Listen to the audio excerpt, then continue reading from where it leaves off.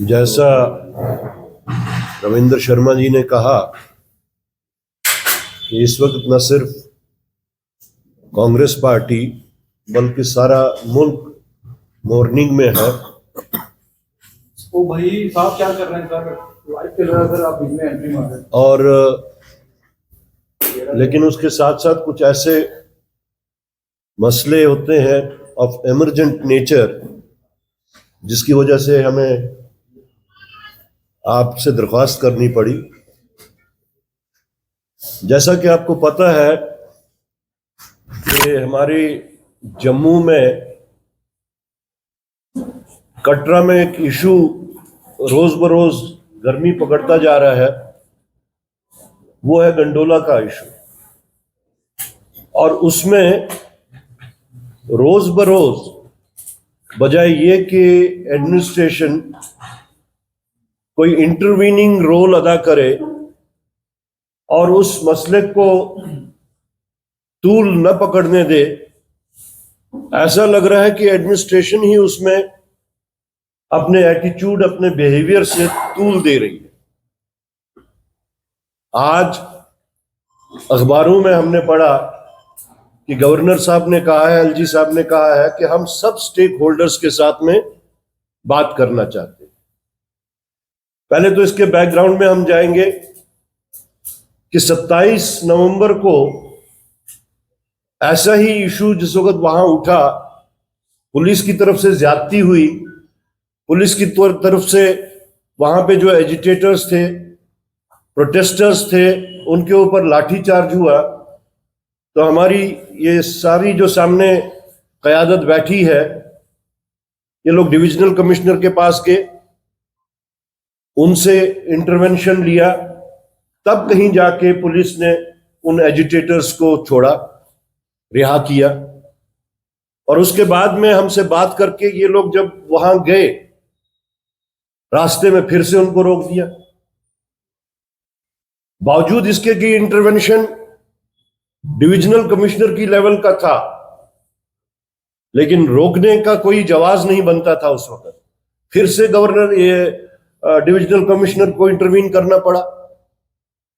तो उससे लगता है कि ये एटीट्यूड जो वहां पे बन रहा है, ये एनार्की है जैसे पूरे जम्मू कश्मीर में इस वक्त। अब लोगों ने प्रोटेस्ट करना शुरू कर दिया। हर वो शख्स प्रोटेस्ट कर सकता है जिसको ये लगे कि उसकी पेट पे लात पड़ रही। तो आपने वैसे बंदों के साथ, उन लोगों के साथ में आपने एक्सप्लेन करना है।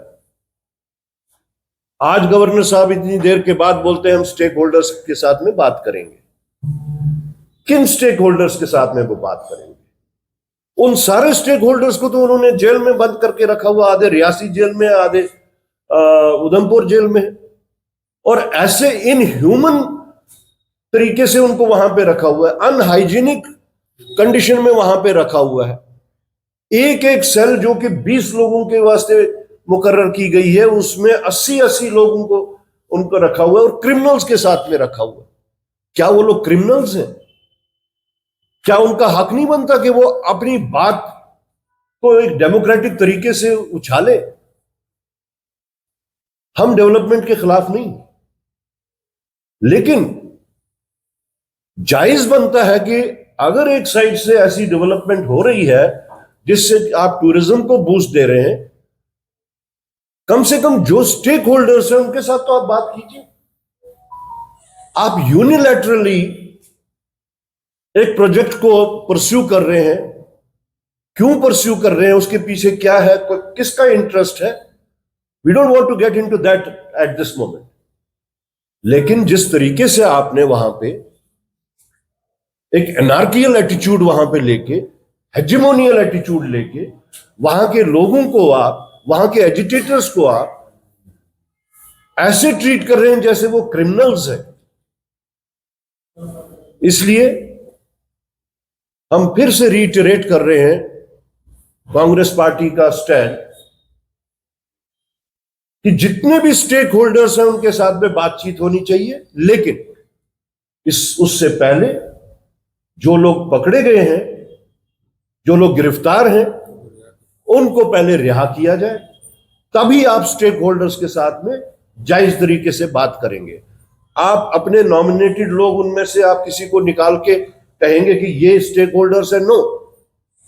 जो लोग गिरफ्तार हैं, चाहे वो घोड़े वालों की तरफ से हैं, चाहे दुकानदारों की तरफ से हैं, चाहे बारीदार वालों की तरफ से, चाहे वो पोर्टर्स की तरफ से हैं, पिट्ठू वालों की तरफ से, उन सबको आप पहले रहा कीजिए और फिर उनसे बात कीजिए। अदरवाइज ये आपके कहने और करने में जो फर्क है, ये अब सब देख रहे हैं कि एक साइड से आपने स्टेटमेंट इशू कर दिया कि हम स्टेक होल्डर से बात करेंगे और दूसरी साइड से आप उनके ऊपर डंडे बरसा रहे हैं। आप, हमारी ये टीम बार बार वहां जाने की अटेम्प्ट की, समझ नहीं आ रहा है कि उन लोगों से बात करने के वास्ते सिर्फ कांग्रेस पार्टी को क्यों आप रोक रहे हैं? बाकी तो सारी पार्टियां वहां गई, नेशनल कॉन्फ्रेंस वहां गई, आपको कोई दिक्कत नहीं। डिप्टी चीफ मिनिस्टर वहां गए और बाकी टीम उनकी वहां पे, कोई दिक्कत नहीं है। बाकी पॉलिटिकल पार्टीज जाती हैं वहां पे, कोई दिक्कत नहीं। सिर्फ कांग्रेस के जिस वक्त लीडर्स जाते हैं आपको रुकावट होती है, शायद इस वास्ते कि कांग्रेस उन लोगों के साथ रिलेट कर रही है या वो लोग कांग्रेस पार्टी के साथ रिलेट कर रहे हैं।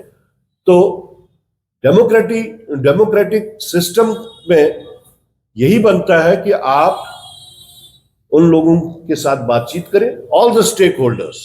हम ये नहीं कहते कि आप उसमें पिक एंड चूज कीजिए, डेवलपमेंट के भी हम खिलाफ नहीं है। और उसके बाद में जो भी कोई कंसेंसस बनता है, what we want and what we are demanding is to develop a consensus. It should not be seen that it is being thrust upon them. It should not be seen that it is being pushed unilaterally to fulfill